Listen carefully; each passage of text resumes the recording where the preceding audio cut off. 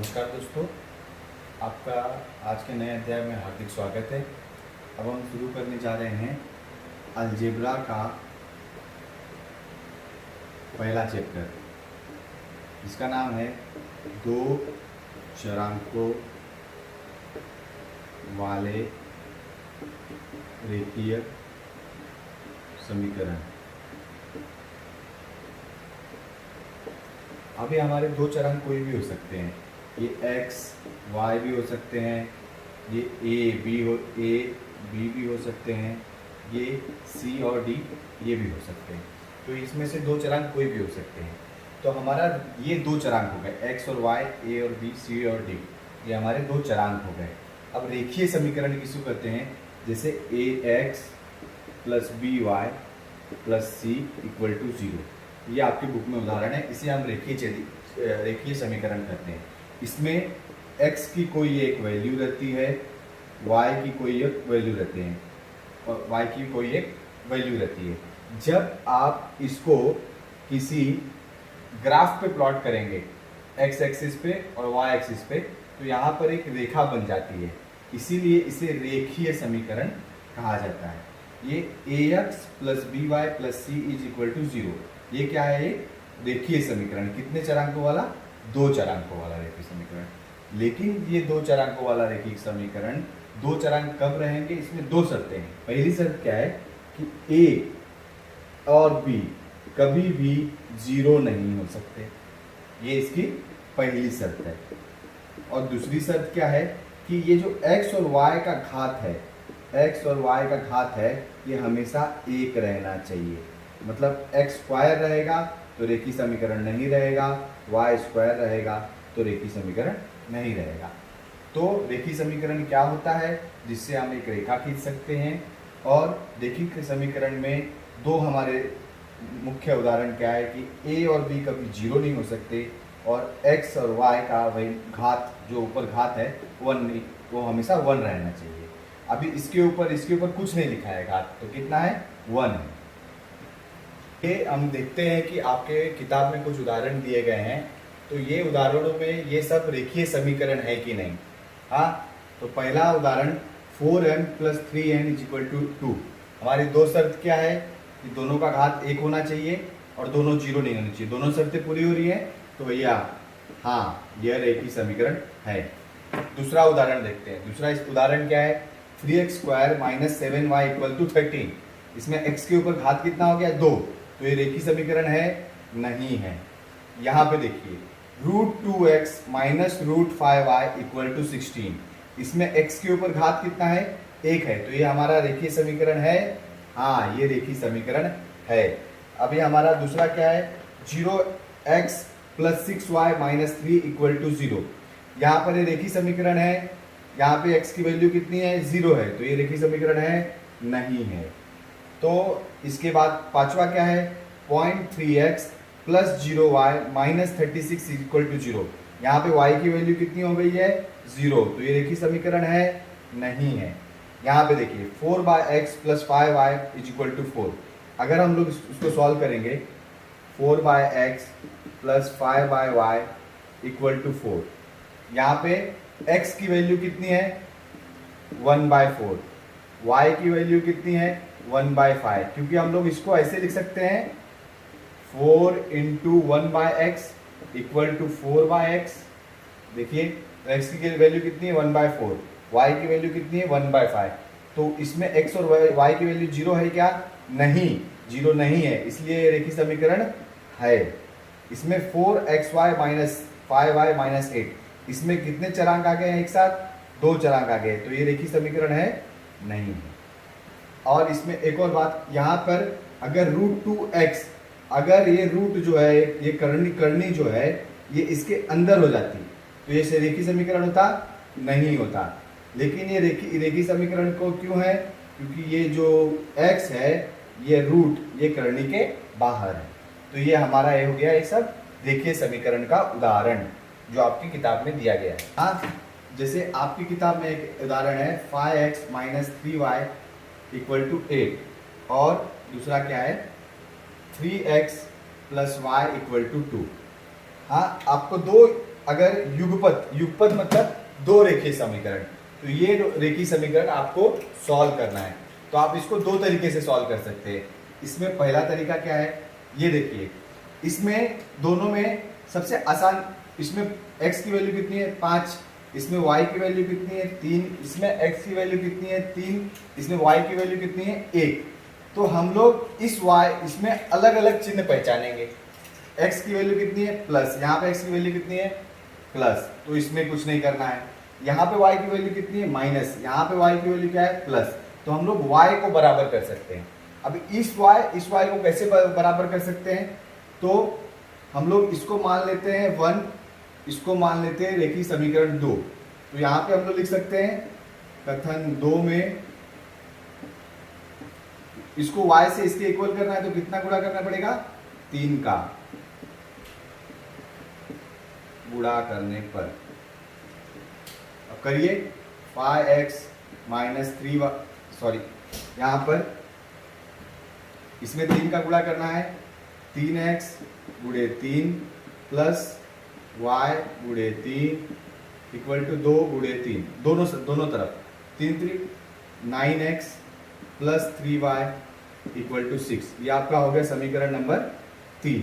तो कथन 1 और 3 को जोड़ने पर इधर लिख दीजिए, कथन 1 व 3 को जोड़ने पर, ठीक है। अब जोड़िए 5x minus 3y equal to 8, दूसरा है 9x plus 3y equal to 6। ये दोनों अपोजिट साइन है, तो ये दोनों क्या हो जाएगा, कट जाएगा आपस में। 9 और 5 कितना हो गया 14x, 8 और 6 कितना हो गया 14। x की वैल्यू क्या होगी 14 का x के साथ गुणा है, इस तरफ आएगा तो भाग हो जाएगा, तो ये कट जाएगा, 14 कम 14, तो x की वैल्यू 1 हो गई। अब इस कथन 1 में x को 1 रखिए, 5x minus 3y equal to 8, इसमें x की वैल्यू कितनी रखनी है 1, हाँ, तो 5 इंटू एक्स 1 आ गया, माइनस 3y इक्वल टू 8, 5 कम 5 minus 3y equal to 8, minus 3y equal to 8, इस तरफ 5 प्लस है, इस तरफ जाएगा तो माइनस, तो minus 5, minus 3y equal to 3, y is equal to 3 upon minus 3, 3 एकम 3, तो y की वैल्यू कितनी हो गई माइनस 1। तो यहाँ पे हम लोग लिख देंगे x comma Y equal to 1 comma minus 1। ये हमारी सॉल्व हो गया। इसको करने का एक तरीका ये है। वापस अब इसको करने का हम दूसरा तरीका देखेंगे। इसमें दूसरा तरीका क्या हो सकता है, इससे हम y का वैल्यू निकालेंगे। तो y is equal to 2 minus 3x, उस तरफ जाएगा तो 3x, तो ये y की वैल्यू हो गई, ठीक है। अब इसको हम लोग मान लेते हैं कथन 1। तो कथन 1 में y की वैल्यू रख, y का की y रखने पर,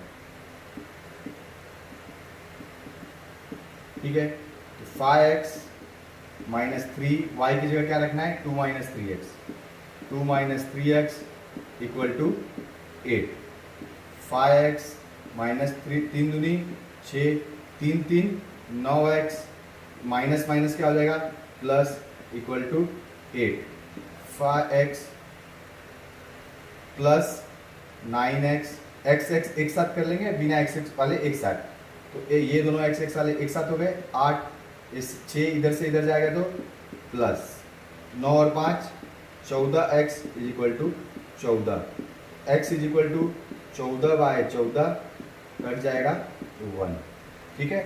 x का वैल्यू 1 आ गया। अब कथन 1 में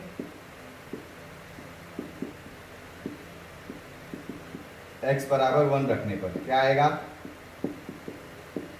रखिए आप 5x minus 3y equal to 8, 5 into 1 minus 3y equal to 8, 5 minus 3y equal to 8, इसको यहाँ पे लिखते हैं 5 minus 3y equal to 8, minus 3y equal to 8, ये प्लस इधर से इधर जाएगा तो क्या हो जाएगा माइनस, तो -3y equal to 3, y is equal to 3 upon -3 is equal to -1। ठीक है, तो x और y की वैल्यू क्या आ गई, 1 -1। दोनों वैल्यू हमने दोनों उदाहरण से सॉल्व करके आपको दिखा दी है। तो आपको दोनों में से जो अच्छा लगे आप उस विधि का उपयोग करके आगे के प्रश्न हल कर सकते हैं। दोस्तों, हम प्रश्न संग्रह 1.1 का पहला सवाल सॉल्व करते हैं। तो हमारे पास दो समीकरण दिए हुए हैं, एक है 5x + 3y = 9, दूसरा है 2x - 3y = 12। तो अब इसमें लिखा है समीकरण 1 और 2 को जोड़ने पर, और जो हमें ये लाल लाल बने जो खाने हैं इनकी हमें पूर्ति करना है। तो 5x प्लस ये दोनों को जोड़ दिया गया है। अभी यहाँ पर क्या होगा, 3y आपस में कैंसिल हो जाएगा। 5 और 2 को जोड़ देंगे तो क्या हो जाएगा, 7x इक्वल टू, अभी 12 और 9 कितना होता है, 21। तो यहाँ पे आ गया 21। अब x इज इक्वल टू 21 ऐसे का ऐसे आ जाएगा, और 7 का यहाँ पे x के साथ गुणा है और इस तरफ जाएगा तो वो भाग हो जाएगा। तो x का वैल्यू कितना आ गया, 3। x का वैल्यू कितना आ गया, 3। तो x बराबर 3 समीकरण 1 में रखने पर ऐसा लिखा गया है। तो 5 इंटू यहाँ पर x की वैल्यू क्या आ जाएगी, 3 plus 3y equal to 9। 3y is equal to 9 minus ये 5 दिया कितना हो गया, 15। 15 इस तरफ से इस तरफ, यहाँ पे 15 का चिन्ह प्लस है तो इस तरफ से इस तरफ जाएगा तो माइनस, ये आ गया माइनस। तो 3y is equal to 9 minus 15।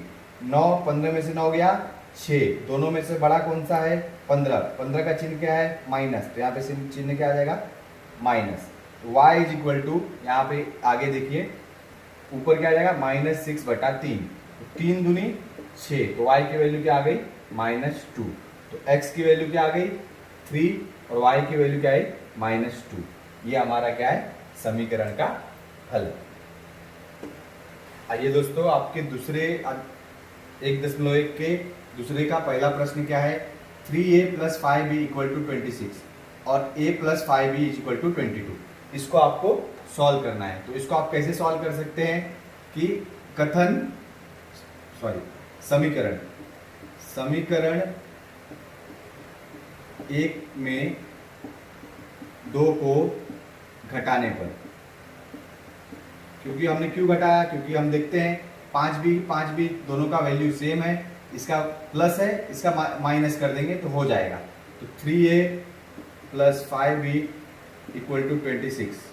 अभी a + 5b = 22। अब हम लोग इसको घटाने जा रहे हैं तो सबका चिन्ह बदल जाएगा। a का चिन्ह प्लस है तो इसका क्या हो जाएगा, माइनस। मैं दूसरे पेन से लिख देता हूँ, इसका चिन्ह क्या हो जाएगा, माइनस। इसका चिन्ह क्या हो जाएगा, माइनस, और इसका चिन्ह क्या हो जाएगा, माइनस। तो अब क्या हो जाएगा, 3a में से a गया, 2a और 5b कैंसिल हो जाएगा। 22 - 26 = 4। a = 4/2। 2 दूनी 4, 2। तो a का वैल्यू कितना आ गया, 2। आगे अब हम समीकरण 1 में a बराबर 2 रखने पर 3a + 5b = 26। ये हमारा समीकरण है। a का वैल्यू 2 रखेंगे, 3 × 2 + 5b = 26। 3 दूनी 6 + 5b = 26। 5b = यहाँ पे आगे लिखते हैं, 5b = 26 - 6। 5b 26 में से 6 गया 20। b = 20/5। 5 से कम 5, 5 का 20, तो b = 4। तो a और b का वैल्यू क्या है मेरा, 2 और 4। ये हमारा। आइए अब आपका हम दूसरा सवाल सॉल्व करते हैं। x + 7y = 10 पहला समीकरण है, 3x - 2y = 7 ये आपका दूसरा समीकरण है। अब हम क्या कर सकते हैं, x का वैल्यू यहाँ पे कितना है, 1, यहाँ पे x का वैल्यू कितना है, 3। तो हम लोग कथन 1 में अगर 3 से गुणा करेंगे, 3 से गुणा करेंगे तो वो नीचे कथन के दूसरे के बराबर हो जाएगा। कर दीजिए, 3 × x + 7y गुणे 3 इज इक्वल टू 10 गुणे 3, तो 3x प्लस 7 का 21y इज इक्वल टू 10 दिया 30। ये तीसरा कथन आ गया। तो समीकरण 2 माइनस समीकरण 3 करिए। 3x minus 2y equal to 7, 3x plus 21y equal to 30। अब हम लोग इसको माइनस कर रहे हैं। आप ऐसे मत लिखिए, इसमें पूरा लिखिएगा। समीकरण 2 में से 3 को घटाने पर ये कट गया। 21 2 कितना हो गया 23y, क्योंकि दोनों का चिन्ह समान है इसलिए दोनों जुड़ गए। इसका चिन्ह माइनस है, इसका चिन्ह माइनस है, समान चिन्ह रहने पर जुड़ जाता है। और दोनों का चिन्ह क्या है माइनस, तो माइनस लग गया। 30 में से 7 गया 23। हाँ, और दोनों में से बड़ा कौन सा है 30। 30 का चिन्ह कौन सा है माइनस, तो यहाँ पे चिन्ह आ गया माइनस। ये माइनस माइनस कैंसिल हो जाएगा आपस में। y इज इक्वल टू 23/23, 23 एकम 30, तो y का वैल्यू कितना आ गया 1। तो अभी यहाँ पे लिख दीजिए समीकरण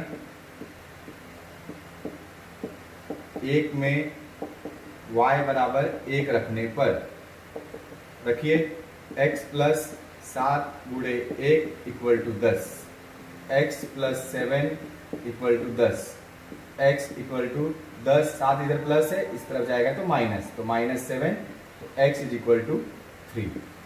तो हमारी x y की वैल्यू क्या आ गई 3 और 1।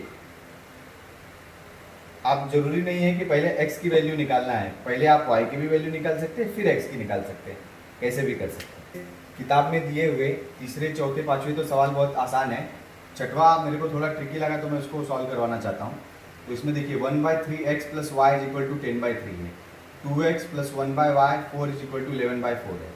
अभी इसको हम लोग 1/3 और बाय इसके नीचे कुछ नहीं है मतलब 1 है, तो इसके अगर हम लोग इसको आसान करना है तो हम लोग क्या कर देंगे कि कथन समीकरण 1 में 3 से गुणा कर लेंगे। समीकरण 1 में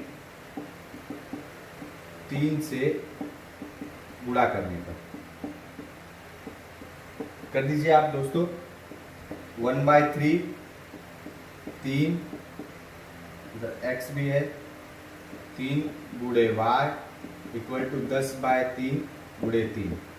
ये क्या हो गया कट गया, ये कट गया, तो बचा क्या यहाँ पे x, 1x या x plus 3y equal to 10। ये आपका एक समीकरण हो गया तीसरा।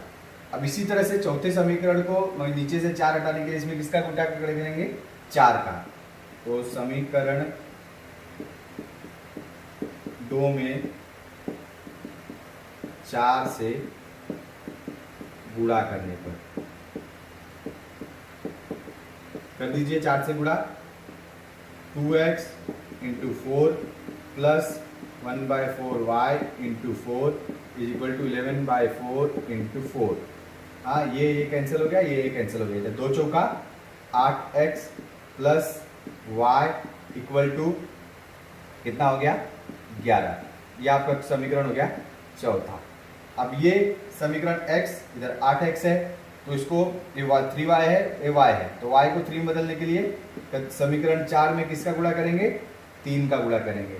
ठीक है, तो कर दीजिए 8x into 3 plus y into 3 is equal to 11 into 3, तो 8 Trika 24x plus 3y equal to 33। अब आगे आपका एक कौन सा समीकरण, समीकरण नंबर 5। तो इसमें समीकरण 3 में से 5 को घटा देंगे तो क्या मिलेगा x plus 3y equal to 10, 24x plus 3y equal to 33। चिन्ह बदल दीजिए, ये कैंसिल हो गया, 24 में से गया 23x, दोनों में से बड़ा कौन सा है 24, 24 का चिन्ह कौन सा है माइनस, 33 में से 10 गया 23, दोनों में बड़ा कौन सा है 33, 33 का चिन्ह क्या है माइनस, तो माइनस माइनस माइनस कैंसल, तो x is equal to 23/23, x क्या हो गया वैल्यू 1। अब ये x की वैल्यू 1 आप कहाँ रखेंगे, कौन से कथन में रखेंगे कथन 3 में रखेंगे। तो 3 में क्या रखेंगे, x की वैल्यू 3 क्या है, ये x क्या है 1 plus 3y is equal to 10, 3y is equal to 10 minus 1, 3y is equal to 9, y is equal to 9 बटा 3 इज इक्वल टू 3। x और y की वैल्यू क्या आ गई, 1 और 3। प्रश्न संग्रह 1.8 का 7वां देखते हैं। कभी भी जब आपको ऐसे दिखाई दे 99x plus 101y is equal to 499, 101x plus 99y is equal to 501, तो जब आपको दिखाई दे कि x और y के वैल्यू एक दूसरे के इंटरचेंजेबल है, अदला बदली है, तो आप कुछ मत कीजिए, इसमें क्या कीजिए, कथन एक में, सॉरी कथन नहीं, जहां मैं कथन बोलूँ वो समीकरण, मतलब समीकरण एक में 99 से गुणा कर दीजिए।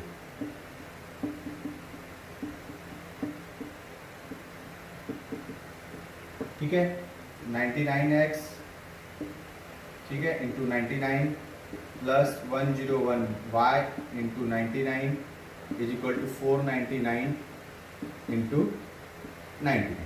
अभी 99 इंटू 99 कैसे कर सकते हैं आप, कर लीजिए यहाँ पे 9 9 81 1 हासिल लगा 8, 9 9 81 1 हासिल लगा 8, तो ये आ गया, सेम इधर आ गया 1 9 1 10 0 हासिल लगा 1, 9 9 18 8 हासिल लगा 1, 9 8 0 1, 9 8 0 1 x प्लस इसको आप गुणा करेंगे तो 101 गुणे 99 कर लीजिए यहाँ पे, 9 एकम 9 0 9 एकम 9 909 9 9 9 9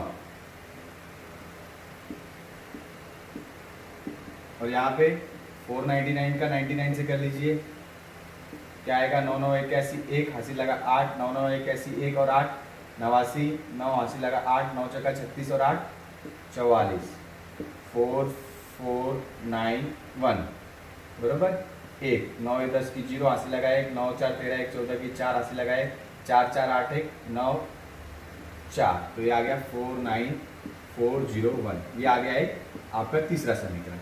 अब इसमें आपने 99 का गुणा कर दिया, अब इस लोग 101 से गुणा कर देंगे, से गुणा करने पर अब देखिए, अभी हम लोग क्या करेंगे, इसमें 99 का गुणा कर दिया, इसमें 101 का, जब भी अदला बदली हो तो अदला बदली में गुणा कर दो, तो 101x गुणे 101 plus 99y into 101 is equal to 501 into 101। ठीक है, 101 का 101 से गुणा कर दीजिए, आ गया 101 0 0 0 101, तो क्या आ गया 1 0 1 1 2 0 1 10201 x प्लस ये तो गुणा किया हुआ है आपने already 9999y is equal to 501 का 101 से गुणा करोगे तो 501 इंटू 100 कितना हो गया 500, और बाद में 501 और जोड़ दो, 1 0 5 1 6 0 501। आसान तरीका है, इसको डिवाइड कर दो 100 प्लस 1 में, 501 का 100 से गुणा कर दिया तो 50,100 आ गया, 501 का 1 से गुणा किया तो 501, दोनों को जोड़ दिया 50,601, चौथा आ गया। अब क्या करेंगे, कथन 4 में से 3 को समीकरण में माइनस कर दीजिए, 10201 x plus 99999y is equal to 50,601।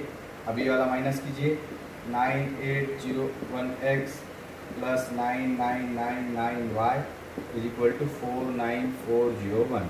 इसको कर दीजिए माइनस माइनस माइनस, ये कैंसिल हो गया, 10,200 9,800, तो कितना आ गया 1200 आ गया, 1200x इक्वल टू 49,400 50,000, तो कितना आ गया 49,600 600 1200 आ गया।